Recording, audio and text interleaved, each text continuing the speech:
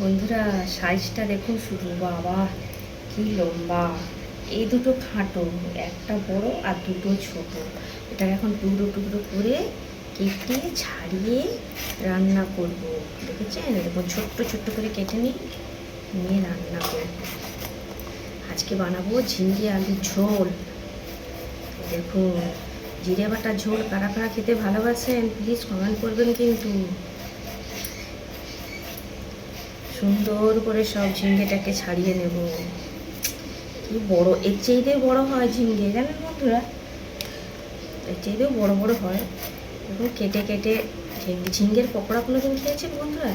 ঝিঙ্গে দেখুন কেটে এরকম ছাড়িয়ে গোটা গোটাকে কাটবেন, কেটে কর্নফ্লাওয়ার, বেসন, লঙ্কা গুঁড়ো, হলুদ গুঁড়ো দিয়ে ভালো করে মাখাবেন, সব কিছু দিয়ে ডুবিয়ে ভাজবেন। আর প্রথমে কি করবেন, ঝিঙ্গেটাকে কেটে চিনি দিয়ে নুন মাখিয়ে রেখে দেবেন, তারপরে চিপে তারপরে বেসনে ডুবিয়ে ভাজবেন। হেভি খেতে লাগে ঝিঙ্গের পকোড়া। ঝিঙ্গে দেখুন না, আজ নিয়ে আসলে কালকে পুরো দড়ি পাকিয়ে যায়, ছাড়ানো যায় না।